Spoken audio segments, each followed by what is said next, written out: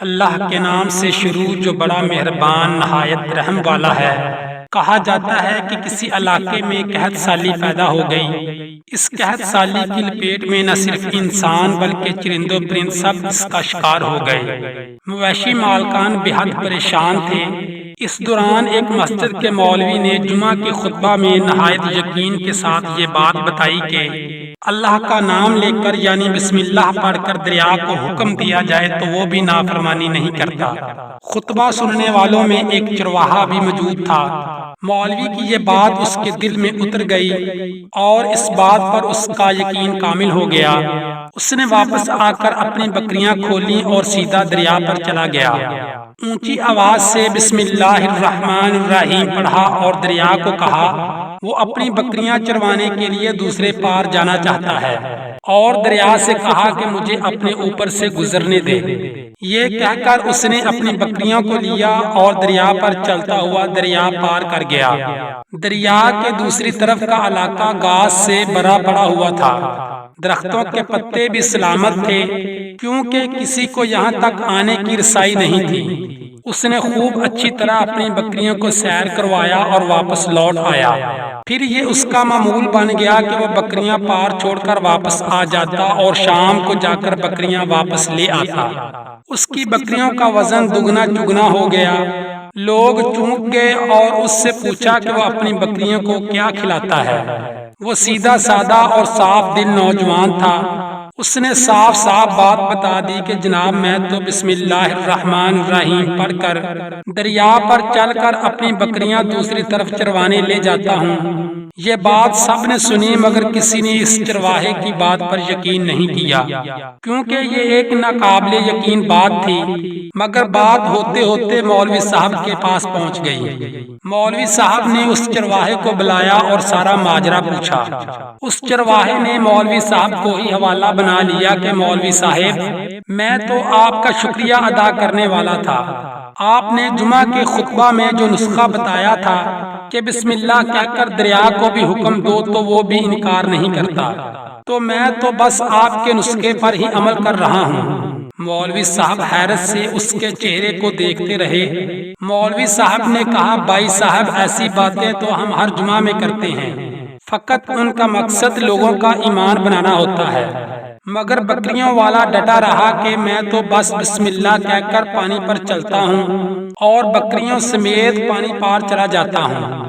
آخر کار مولوی صاحب نے صبح خود یہ تجربہ کرنے کی ٹھانی، جسے دیکھنے چرواہے سمیت پورا علاقہ بھی آ گیا۔ مجمع زیادہ تھا۔ مولوی صاحب نے ایک دو بار سوچا کہ انکار کر دوں کہ کہیں ڈوب نہ جاؤں، مگر وہ جو مولوی صاحب کو کندھے پر اٹھا کر لائے تھے اب بھی جوش و خروش سے اللہ اکبر کے نعرے لگا رہے تھے اور مولوی صاحب کے حق میں تعریفیں کر رہے تھے۔ آخر کار مولوی صاحب نے اپنے ڈر کو دور کرنے کے لیے ایک رسہ منگوایا۔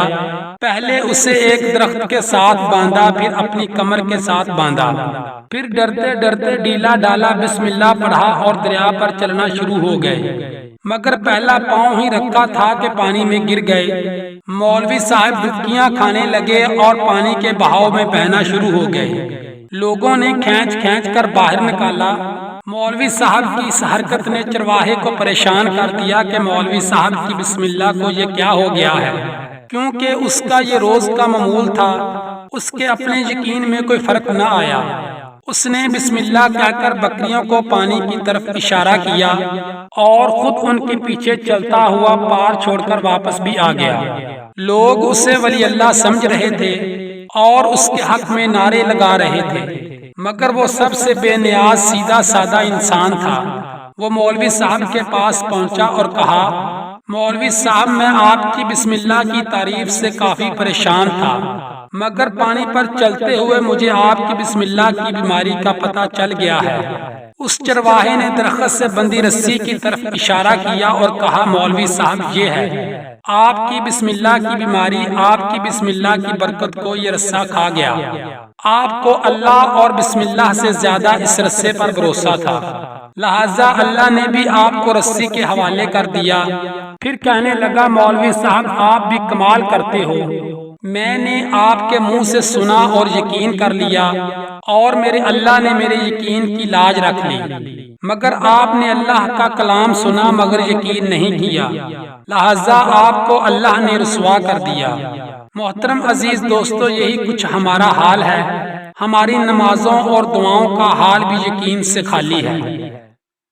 امید ہے یہ ویڈیو آپ کو پسند آئی ہوگی۔ پسند آنے کی صورت میں ویڈیو کو لائک اور شیئر ضرور کریں۔